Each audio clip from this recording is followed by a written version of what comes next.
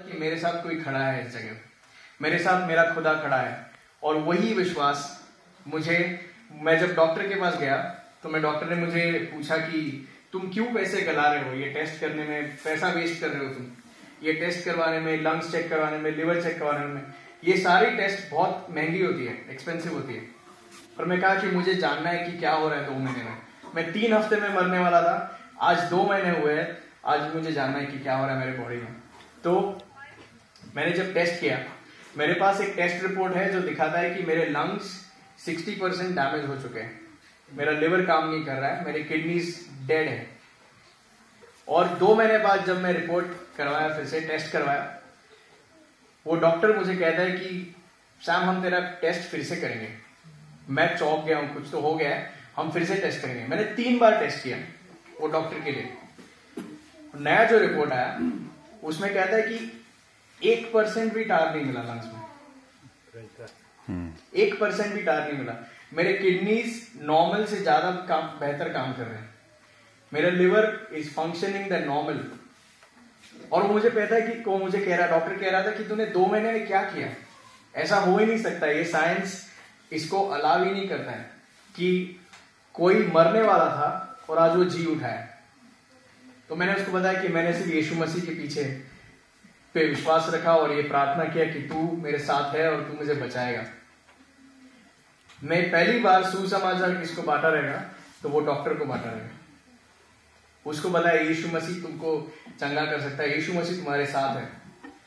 और उस चीज को डॉक्टर ने कहा था कि 3 हफ्ते में मरूंगा, आज उस चीज को 7 साल हो गए और वो 3 हफ्ते मल्टीप्लाई हो के पता नहीं कितने हो गए। प्रेस का मैं उस खुदा पे विश्वास करता हूं जो हमें कहता है कि तुम्हारे पास मेरे द्वारा सार्वकालिक जीवन है, तुम यहां पर जिंदा हो क्योंकि मेरा अनुग्रह तुम्हारे साथ है, मेरी दया तुम्हारे साथ है, राइट।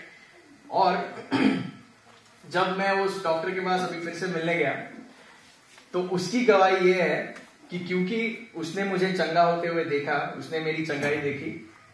वो जब लोगों को प्रिस्क्राइब करता है मेडिसिन, उसके पहले वो प्रार्थना करता है पेशेंट्स के लिए। कभी आपने देखा है डॉक्टर लोगों के लिए प्रार्थना करते हैं?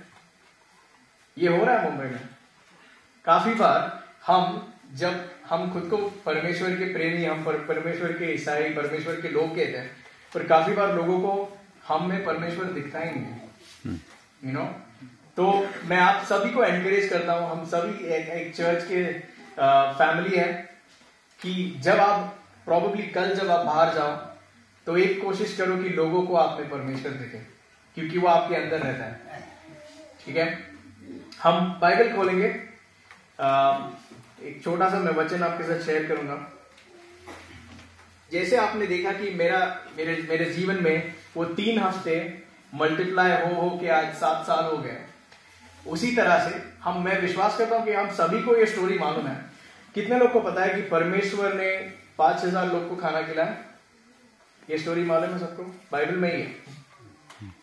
परमेश्वर ने 5000 लोग को खाना खिलाया, 5 रोटी 2 मछली मल्टीप्लाई हो के, राइट। हमको पता है ये story?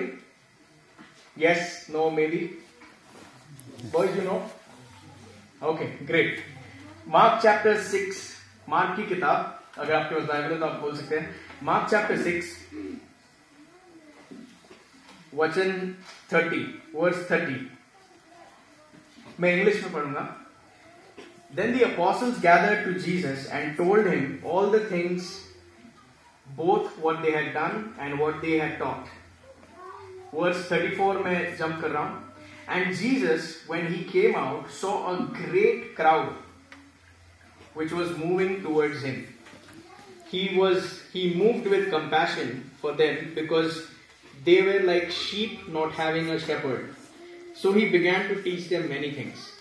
And when the day was now far spent, his disciples told him, This is a deserted place, and already an hour is late.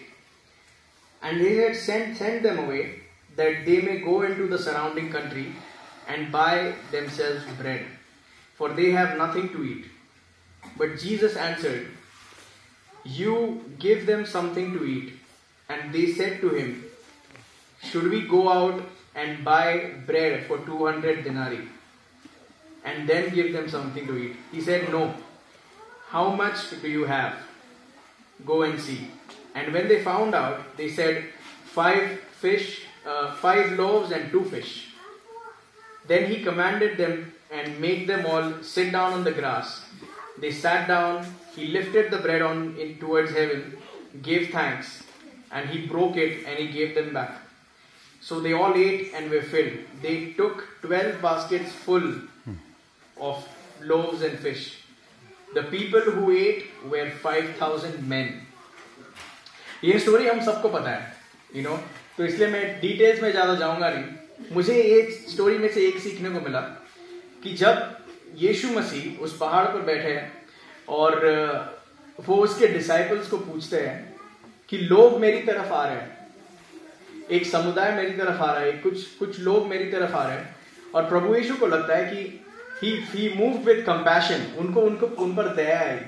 वो बाइबल कहता है कि they looked like sheep with no shepherd, वो भेड़ जैसे दिख रहे थे जिनको कोई गाइड करने वाला नहीं है, और वो प्रभु यीशु की तरफ आ रहे थे। तो आउट ऑफ कंपैशन प्रभु यीशु स्टार्टेड टीचिंग, वो उन्हें सिखाना शुरू कर दिए। ठीक है, सिखाने के बीच में वो कहते हैं कि काफी समय हो चुका है, अभी उनके लिए कुछ खाने के लिए अरेंज करो।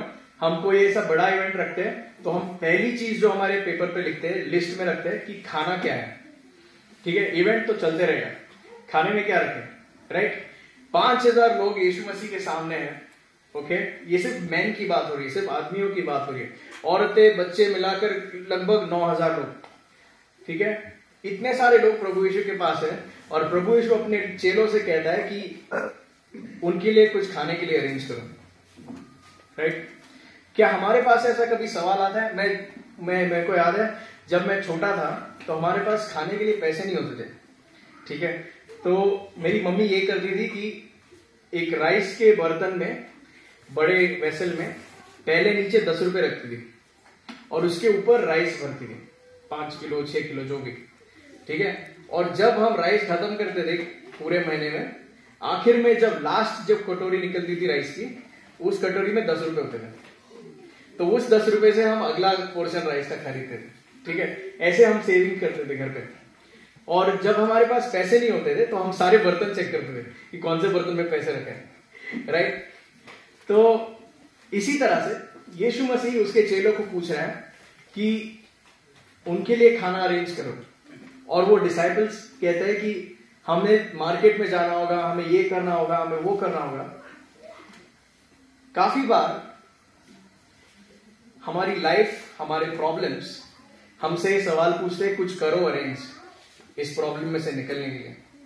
काफी बार हमारे बच्चों की स्कूल फीस, हमारे माता पिता, यहाँ पे यंग लोग काफी है, हम उनसे कुछ मांगते हैं तो वो लोग कहते हैं कि तुम्हें जाके काम करना होगा तभी पैसे आएंगे, तुम्हें जाके ये बेचना होगा, वो बेचना होगा, कुछ करना होगा कि पैसे आएंगे, राइट। बट काफी बार हम